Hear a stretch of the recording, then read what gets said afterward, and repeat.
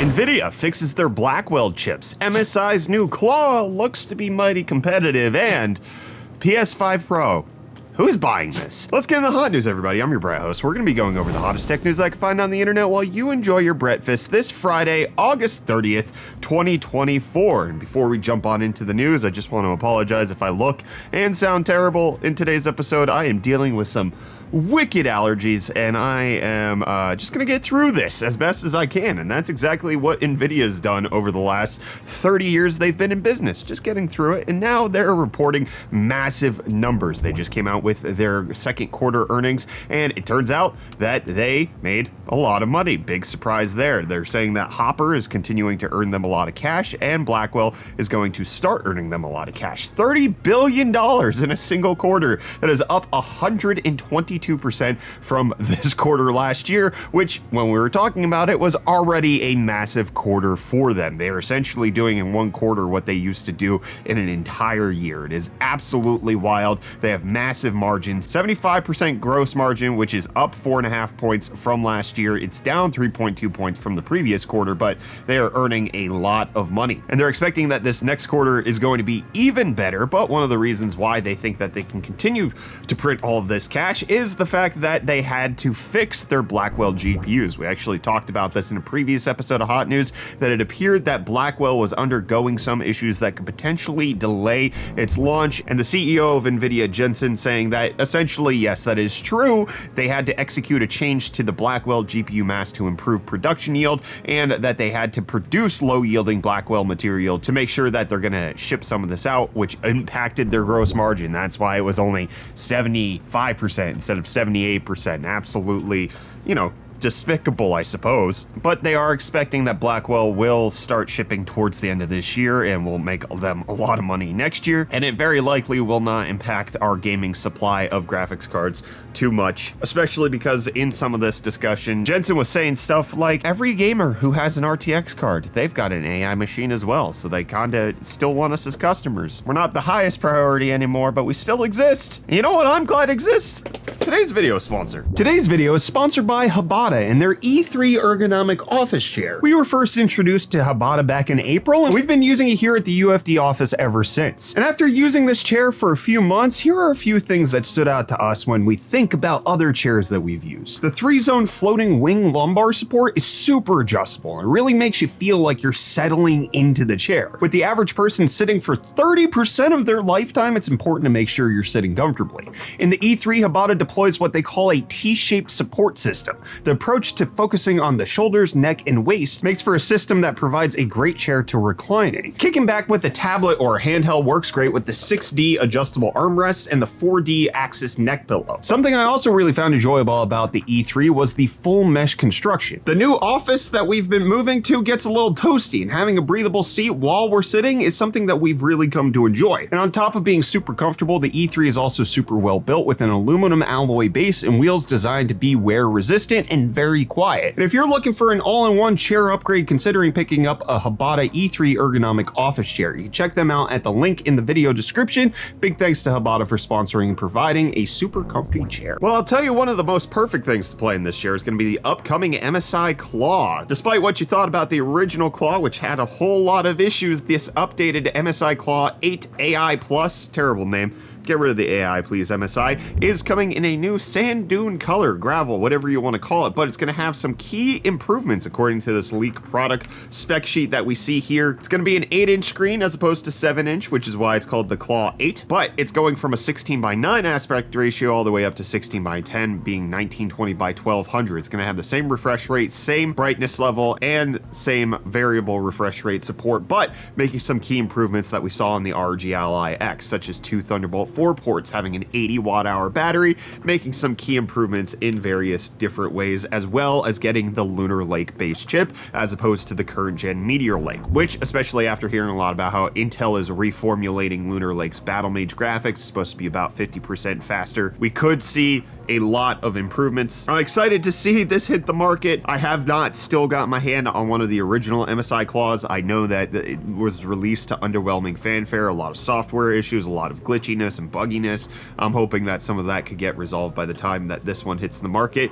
and maybe I'll pick one of these up. Hopefully it's not more expensive than the RG Ally X. That would be pretty bad, but in case you want to see how the RG Ally X performs, you can check out our review of it right up there. And now you could go check out Reece. I'm gonna take a break so he could tell you about the deals.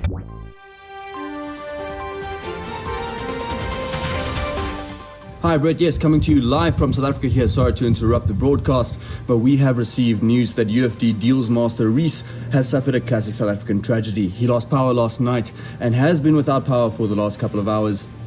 We are receiving news, however, that he is recovering fully and will be able to fulfill his duties again from next week. Back to you in the studio. Thanks, Reece. I'm gonna need that money to afford the PlayStation 5 Pro, which is supposed to be announced in a week or two. A well-known leaker coming out and showing off the design of the PS5 Pro. It's supposed to allegedly look very similar to the current gen PS5 Slim, but it has been attacked by Wolverine's claws. The report is indicating that we should expect an announcement from Sony that this thing will be shown off at the beginning of September, but then also launched during the holiday season, just about 4 years after the PS5 originally came out. There is additional rumors indicating that while the main image is showing a digital edition, it could potentially have a disc edition. I saw some reports that it's going to have 2 terabytes of storage. This report says it's still 1 terabyte. Allegedly, it's going to be $600 for digital, $700 for the disc version, and it can be removed and flip-flopped currently like how it is on the PS5 Slim. It's not quite clear how all this is going to work, but allegedly the announcement is going to take place on September 9th and the release will be on December 6th. We'll have to wait and see how that all plays out. It does kind of make sense with everything else that we've been hearing behind the scenes. Reports from Gamescom were essentially saying that the PlayStation 5 Pro was an open secret. One of the reasons why there's been a dearth of PlayStation 5 exclusive games in 2024 is because game devs know that this thing's coming out, and instead of having to issue a PS5 Pro patch, they're just waiting until the launch and then potentially getting those games out sometime next year. Indications are that it's supposed to support ray tracing a lot better. It's supposed to be better at rasterization to the tune of 35 to 40%. Whether that makes it so that people will upgrade, probably not, but this is for anybody who likely still has not gotten on the console exclusive bandwagon, and especially with everything that Xbox is doing to bring their games over to PlayStation, and Sony keeping most of their things on their console initially at launch and then inevitably coming out for PC. It does make sense that the PS5 Pro would exist. I'm just curious if you're in the console ecosystem. I'm not asking PC people because you're just gonna say, no, I don't want it. But for you people who thoroughly enjoy your console, if you're on a PS5, would you sell it and then upgrade to the PS5 Pro? If you've been wanting to get a PS5, does this make it so that you want to pick one up even more? I want to hear from you down below in the comments. And what you said in yesterday's episode over on Floatplane, S004 Amazon Web Services, saying, maybe I'm weird. I'm willing to own it. It amuses me people still refer to BIOS, a system that's been dead for more than a decade. Modern systems boot using UEFI. It's the BIOS, man. I can't think of an analogy of something similar, but I'm sure it exists in other colloquialisms of how we refer to things as the dead relative of long years past. And then we got Kryptonite saying, Reece really brought the deals today. Yeah, it was a mega deal day for y'all yesterday. Then over on YouTube, we got Kazakhs saying, don't worry guys, I'm downloading a better processor. AMD did it. They made it so that you could download faster performance.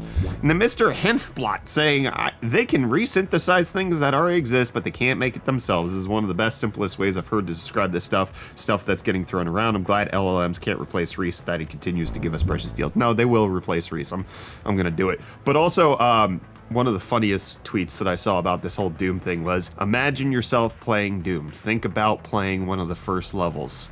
Congrats, Doom is running on you. That's essentially what's happening with the LLMs resynthesizing it. And, you know, there's some discussion about whether or not the resynthesization of games in a new way makes it so that it's somehow novel. I think a lot of it just conflates how humans do things with how we are expecting LLMs to work, and I don't see it in a way where I'm I'm on the AI side. And then we got Andreas saying AMD released Zen 5 for the 5th time at this point. I guess that's what the 5 stands for. And Domic saying it seems that AMD wanted to take advantage of Intel's problems so much that they released their processors prematurely, and now they are doing what they would do in the final phase before the premiere. And I've seen like a couple responses to this on the one hand of being like, look, AMD did good patching everything out, and then on the other hand being like, AMD, you could have just waited until September. You could have waited an extra month to release these. And that's what Demian's saying. Why are tech tubers thanking AMD for fixes and patches that should have been done already?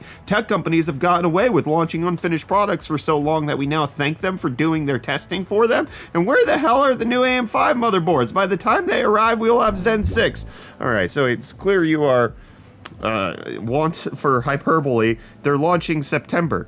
The X870 and X870E are coming out in September. There are new boards on their way, but like, what do we need a new board for? The current boards are overkill for most people, and I don't know. I get it. I get that AMD could have delayed their CPUs and there would have been no problem. It's hilarious. They did delay their CPUs for a week, 2 weeks because of a printing problem, and then it turns out intercore and chiplet latency was really bad. TDP is struggling, and then also some Windows. Like this could have potentially been resolved, and AMD had the opportunity to knock it out of the park, and instead they just got caught between two of the outfieldsmen throwing the ball to try to make sure that they couldn't hit the home run plate. I suck at baseball knowledge. That I shouldn't have done that. Anyways, Jan Sisek saying fresh out of surgery and in post-op recovery with a UFD video waiting. Best day Wver. I hope you're doing well, friend. Hope that the surgery went well. You're recovering great, and yeah, glad to have you watching the videos. And I'm now gonna go recover from this. This has not been fun. It's been a rough day. Probably not as rough as surgery. Definitely not as rough as surgery. I know that much. But we'll be back on Tuesday with more of the hottest tech news, because Monday is a public holiday in the US.